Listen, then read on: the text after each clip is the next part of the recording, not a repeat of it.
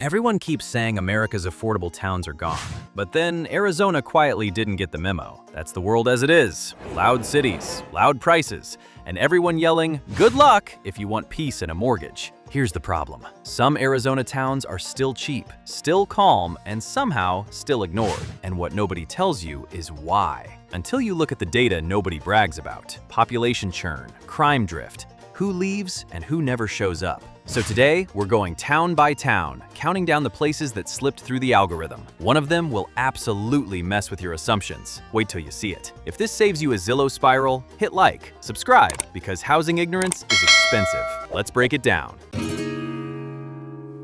Number 10, Miami, Arizona. If you hear Miami and expect palm trees, you're already lost. Miami, Arizona sits in the Globe Miami Mining District, where the hills look like they've been peeled on purpose, and nobody pretends that's an accident. This town's reputation is simple: copper dust, old houses, and a past that didn't age politely. People assume it's cheap because it's broken, but that assumption is doing a lot of lazy work. Lifestyle here is stubbornly local. No reinvention arc, no next big thing. Just people who stayed when the boom left. And that's where the story actually starts. Here's the data nobody expects. Median home prices regularly sit far below Arizona's metro averages, often closer to Midwest numbers than Sunbelt hype. Rents stay suppressed because supply never got flipped into short-term rentals. There was no gold rush sequel. Violent crime rates are lower than people assume for a former mining town, especially compared to similarly priced western cities. Population trend, mostly flat for decades. No spikes, no crashes. Stability disguised as stagnation. Commute times, laughably short.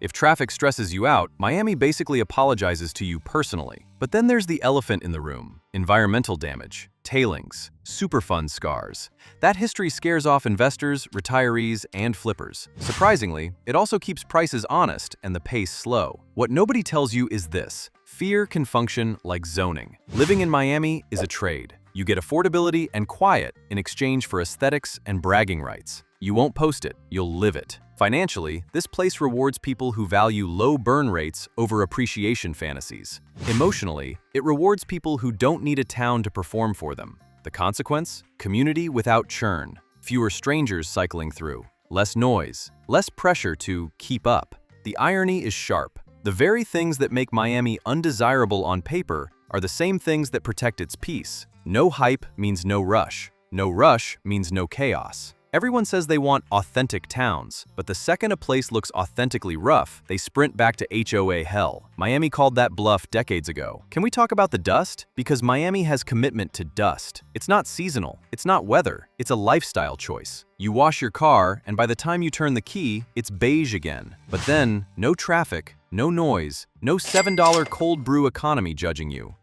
I'll take a little dust over financial suffocation any day. But then you notice something else. People sit outside. Doors stay open longer than you expect. Nights are actually quiet. Until you realize the town didn't get safer by accident. It got quieter because nothing here is trying to extract maximum attention. Surprisingly, Miami isn't waiting to be saved. It already solved the one problem most towns can't: being left alone. You stop asking, "Why is this so cheap?" You start asking, why did everyone else need it to be expensive? Miami, Arizona isn't affordable because it failed. It's affordable because it refused to audition. And if you think Miami survives by being overlooked, wait until you see the town that thrives by being deliberately boring. Number 9, Safford, Arizona. Safford isn't boring. It's quiet on purpose. This is the kind of town people drive through and immediately decide they've figured out. Flat land, farm roads, no skyline, no hype. A place that looks like it forgot to chase growth and never apologized. The lifestyle expectation? Slow, predictable, safe, but maybe too safe. Like life with the volume permanently turned down. That assumption almost works. Almost. Here's what the numbers quietly say. Median home prices stay well below Arizona's metro areas, even as statewide prices climbed. No spikes, no drama. Average rents remain low because Safford never became a short-term rental playground. Crime rates sit below state averages for similar-sized towns, especially violent crime. Job market, agriculture, education, healthcare, and copper-adjacent work. Not flashy, but steady. Population trend barely moves. And that's not stagnation. It's stability wearing bad marketing. Surprisingly, The town's lack of ambition is its economic defense system. No speculation, no investor rush, no sudden pricing whiplash. Sarcastic stat reaction, Jones style. Safford is what happens when a town says, "We're good," and actually means it. Living here is a long game. Financially, it's forgiving. Low housing costs mean fewer trade-offs, fewer second jobs, fewer "why is everything so expensive" spirals. Emotionally, though, Safford asks something in return: patience. You don't move here for options. You move here for enough. The consequence is a town that doesn't churn.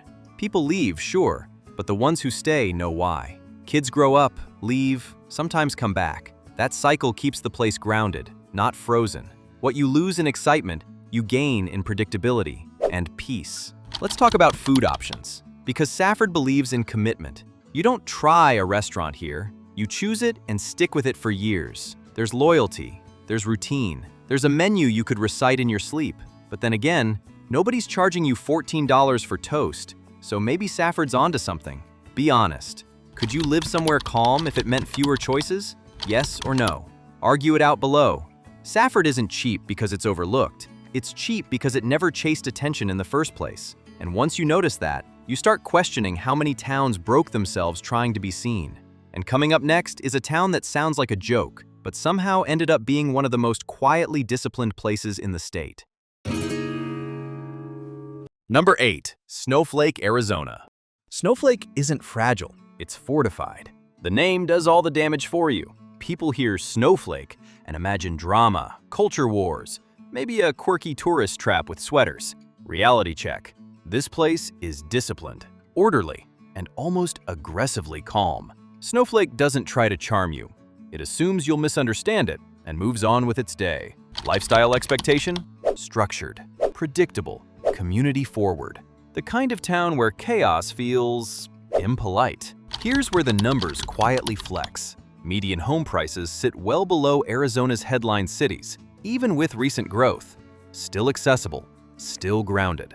Rental prices remain moderate because demand is local, not speculative.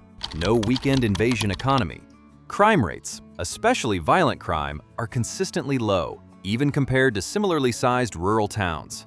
Employment base, education, healthcare, small business, trades. Not trendy, reliable. Quality of life data, high home ownership rates, and low population turnover. People don't churn here, they commit. Surprisingly, Snowflake's strong social fabric does more for safety than enforcement ever could. People know each other. That changes behavior. Turns out, when nobody's trying to reinvent themselves every 6 months, things stay stable. Wild concept. Living in Snowflake is like opting out of noise. Financially, you win by avoiding volatility. Prices rise slowly. Rents don't ambush you. Emotionally, though, Snowflake demands alignment. This isn't a town you bend. You either fit the rhythm or you bounce. The payoff? Peace that doesn't feel fragile. Kids walk around. Neighbors notice absences. Quiet here isn't emptiness, it's coordination. And yes, it's not exciting. That's the feature, not the bug. Let's address the rules. Snowflake has rules. Not written down, but spiritually enforced. Lawns trimmed. Driveways clean. You don't accidentally become that house. And nobody tells you anything. They just look at you slightly longer than normal. Honestly, it works. HOA energy without the HOA bill. Fun stat. Snowflake regularly ranks safer than towns twice its size. No sirens, no headlines, just vibes and accountability. Okay, back to it. Remember Miami and the dust doing zoning's job? Snowflake does it with manners. Snowflake stays affordable because it filters people, not with money, but with culture. If you want chaos, it repels you. If you want calm, it quietly lets you in. That's not accidental, that's design. And if you think Snowflake is orderly, the next town figured out how to stay cheap by letting almost everyone pass straight through. Number 7. Willcox, Arizona. Willcox looks like a pit stop, but it behaves like a decision. Most people clock it as that town you pass on I-10.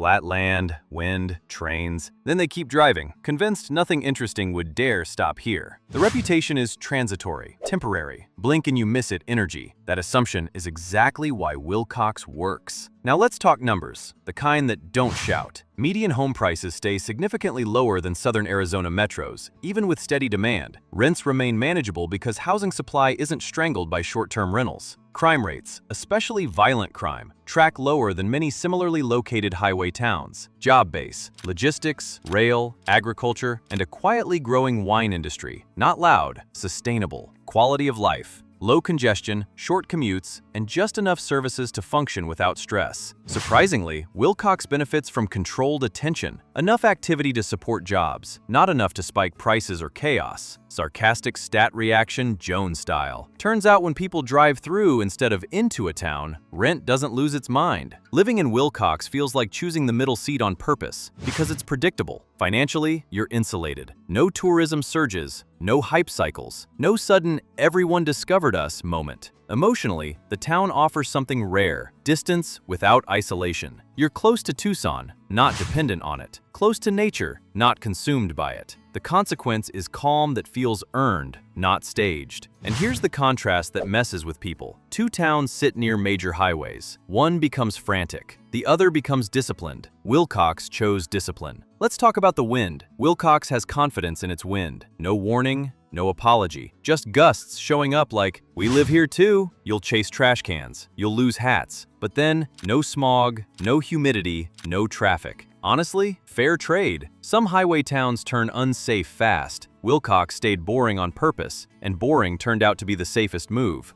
Willcox doesn't sell a lifestyle. It sells balance. Enough economy to survive, enough quiet to breathe, and just enough anonymity to stay affordable. That's not luck, that's restraint. And if you think Willcox mastered the art of staying calm near chaos, the next town figured out how to disappear into the mountains and make peace its business model.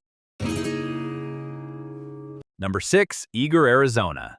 Eagar is what happens when Arizona forgets to act like Arizona. This town sits high. Cold winters, pine trees, real seasons. People hear that and assume it's either expensive, chaotic, or secretly miserable. Mountain towns usually come with one of those fees, sometimes all three. Eagar skipped the memo. The lifestyle expectation? Remote, quiet, maybe a little too quiet. The kind of place people think they'd last a year in, until they accidentally stay. Here's where Eagar quietly surprises you. Median home prices stay well below Flagstaff and other Arizona mountain towns. Not cheap, but reasonable, which is rare at elevation. Rents remain controlled because this isn't a vacation rental hotspot. People live here year-round. Crime rates, especially violent crime, are consistently low. The biggest threat is weather, not people. Job base, healthcare, education, forestry, local services. No boom industry, but no collapse either. Quality of life, clean air, dark skies, and actual silence at night, the kind you notice. Surprisingly, wildfire risk, while real, kept speculative growth in check. Fear slowed the rush, and slow growth protected the culture. Turns out when you have winters, investors suddenly develop hobbies elsewhere. Living in Eagar is an honesty test. Financially, it rewards people who want stability over appreciation bragging rights. You're not flipping here, you're settling. Emotionally, the consequence is intimacy. With nature, with neighbors, with yourself. There's less distraction, fewer exits, but that's also the gift. People show up because they mean to. You don't escape life here, you hear it more clearly. Let's talk about winter driving. Eagar doesn't play. No dramatic snow days, no excuses. You either learn how to drive in snow or you stay home and rethink your life choices. The town doesn't panic, it just keeps going. Honestly, respect. Slight fear, but respect. Picture this. Morning, cold air, pine smell. Coffee tastes better for no scientific reason. It's quiet enough to hear nothing, and that's the point. No sirens, no rush, just space. Eagar stays affordable because it demands commitment. You don't drift here, you decide. And once you do, the town gives you something rare, peace that isn't pretending. And if you think Eagar feels removed from the world, the next town figured out how to stay cheap by letting almost everyone drive right past it. Number 5. Benson, Arizona. Benson isn't a destination, it's an exit strategy. People know Benson as the place you pass on the way to somewhere louder, a railroad town, a highway town, a dot between Tucson and keep driving. The reputation says temporary, transitional, like the town itself is waiting for instructions. But Benson already chose its role, and it's winning at it. Here's what the data whispers instead of shouts. Median home prices stay lower than Tucson and Sierra Vista, with slower appreciation, but far less volatility. Rents remain accessible because Benson never became a weekend fantasy or short-term rental magnet. Crime rates sit lower than many similarly located highway towns. Violent crime is notably restrained. Job base: rail, logistics, local services, and government-adjacent work. Boring. Stable. Paychecks arrive on time. Quality of life: short commutes, low congestion, and enough amenities to function without noise. Surprisingly, Benson's nothing special reputation acts like a force field against speculation. Turns out being forgettable is a real estate strategy. Living in Benson is about leverage. Financially, you trade explosive upside for consistency. No sudden price jumps, no rent whiplash. Emotionally, you get space, literal and mental. You're close enough to Tucson to access culture and healthcare, far enough to avoid its problems. That balance keeps Benson calm. It's not exciting, it's efficient. And here's the contrast that matters. Some towns sit near highways and spiral. Benson sits near one and exhales. Let's talk trains. Benson has opinions about trains. They're loud, they're long, and they will absolutely stop your entire day. But then you realize, no traffic jams, no rush hour, no road rage. One train. You wait, life resumes. Honestly, it's the most respectful delay you'll ever experience. Picture it. Morning light, no hurry. You hear a train in the distance, not a siren. Coffee's still hot. You've got time. That's the vibe. Cities with half Benson's crime rate charge double the rent and still complain more. Would you live somewhere quieter if it meant being 30 minutes from everything? Yes or no? Fight it out below. Number 4. Globe, Arizona. Globe isn't run down, it's run deep. People hear old mining town and imagine decay, danger, something halfway abandoned. Globe wears its age openly. Brick buildings, narrow streets, hills that don't apologize. The reputation says past tense, like the town already had its moment and forgot to leave the stage. But Globe didn't freeze, it settled. Here's what the numbers quietly reveal. Median home prices stay noticeably below Arizona's metro averages, partly due to terrain and preservation limits that scare off mass development. Rents remain reasonable because inventory can't be flipped easily. Too many hills, too many rules, too much history. Crime rates are lower than outsiders expect, especially violent crime, which trends below similarly priced Western towns. Job base: government, healthcare, education, and legacy mining support roles. Not explosive, reliable. Quality of life: walkable pockets, strong cultural identity, and a pace that resists churn. Surprisingly, Globe's geography acts like a gatekeeper. Steep streets discourage sprawl. History discourages hype. Turns out when a town makes developers sweat, prices behave themselves. Living in Globe feels anchored. Financially, you're buying into permanence, not momentum. Appreciation is slow, but so are surprises. Emotionally, the town gives you continuity. Families run deep here, stories overlap. You're not just moving in, you're stepping into something already mid-sentence. And yes, it's not polished. That's the cost of honesty. The consequence? Peace that comes from familiarity, from knowing who lives next door, from streets that don't change every year. Let's talk hills. Globe has opinions about gravity. You will park wrong. You will question your brakes, and Google Maps will absolutely lie to you. But then, killer views, no traffic, and calves of steel. Honestly, Globe might just be secretly training everyone for longevity. Picture this: early evening, warm light bouncing off old brick. You hear footsteps, not engines. The air smells like dust and dinner. You're not rushing anywhere. And statistically speaking, you're not worried either. Lower housing pressure, lower crime stress. That calm? It's measurable. Globe stays affordable because it protects its bones. History limits speed, terrain limits excess, and together, they keep the noise out. That's not decline, that's containment. And if you think Globe feels anchored to the past, the next town figured out how to stay cheap by hiding in plain sight, right where everyone thinks they already looked. Number 3. Kingman, Arizona. Kingman isn't chaotic, it's spread out. People hear Route 66 town and picture neon, noise, maybe a little lawless energy baked into the asphalt. Kingman's reputation is motion, trucks, tourists, a place people pass through, not into. You expect congestion, you expect stress. That expectation collapses fast. Here's what the data says when you zoom out. Median home prices stay well below Phoenix and even under many smaller Arizona metros, largely because land supply is generous. Rents remain moderate because housing isn't compressed. No vertical panic, no bidding wars by default. Crime rates. Mixed reputation, but violent crime trends lower than people assume when adjusted for area and density. Job market. Logistics, distribution, government, healthcare, and regional retail. Route adjacent, not tourist dependent. Quality of life, short commutes, open space, and neighborhoods that feel more suburban than highway town.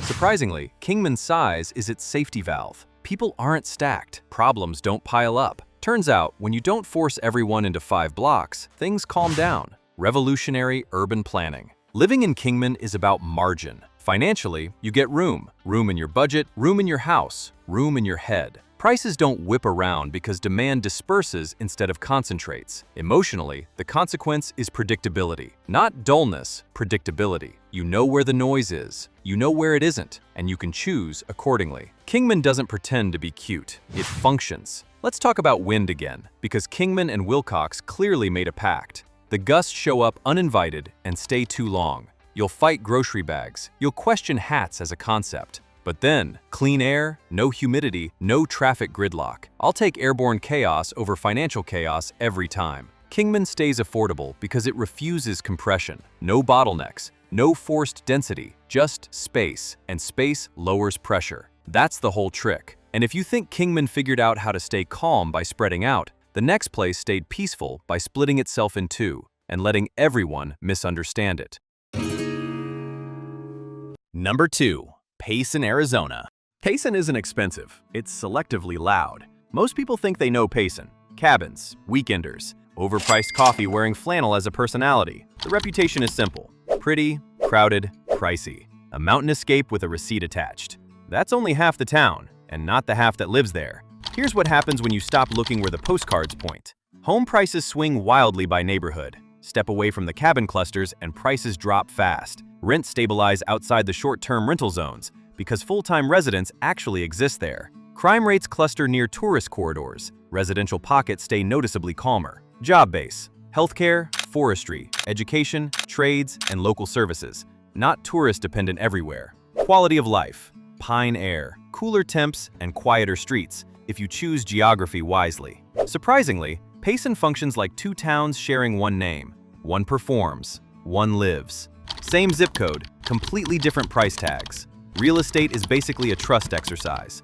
Living in the overlooked parts of Payson is about literacy, map literacy. Financially, you avoid paying a weekend fantasy tax. Emotionally, you dodge the churn. No rotating neighbors, no constant suitcase energy. But here's the trade. You don't get the vibe by default. You have to opt out of it. And once you do, the town settles down fast. You don't compete with tourists if you don't live where they vacation. Let's talk weekend traffic. Payson on a Friday afternoon looks like everyone had the same idea and zero backup plans. SUVs, trailers, impatience. But then, Sunday night hits, they vanish, and the town exhales. If you live in the right pocket, you barely notice the chaos you didn't pay for. Some Payson neighborhoods cost double others, while sharing the same forest, the same air, and the same deer casually judging you.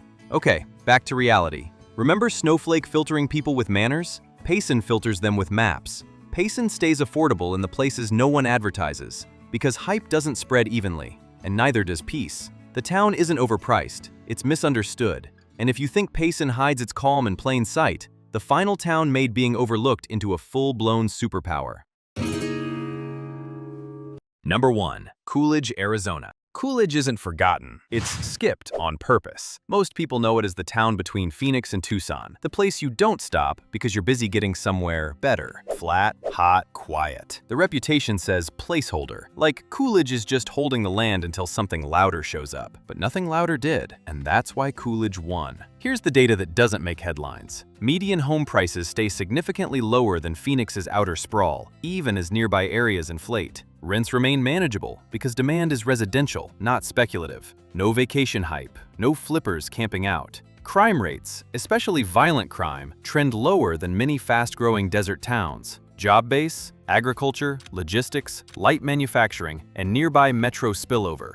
Quiet money, real paychecks, quality of life, short commutes, stable neighborhoods, and minimal churn. People move in and stay. Coolidge didn't optimize for excitement and accidentally optimized for sanity. Living in Coolidge is choosing margin over noise, financial margin, emotional margin. You're close enough to 2 metros to access everything, but far enough that none of their chaos leaks in. No weekend invasion. No, we just discovered this place phase. The consequence is rare. Predictability that feels safe, not stale. Coolidge doesn't market peace. It practices it. Let's address the heat. Coolidge does not flirt with summer. It commits. You will question sidewalks. You will side-eye your car seat. But then, no traffic, no crowds, no price surges disguised as growth. Heat is honest. Inflation is sneaky. Pick your enemy. Picture this. Early morning, light traffic, no sirens, coffee still hot when you arrive anywhere. Statistically, your housing costs aren't creeping up behind you.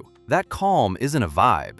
It's math. One local put it perfectly. Coolidge isn't exciting, but I sleep through the night and my rent hasn't jumped in years. Honestly, that's a flex now.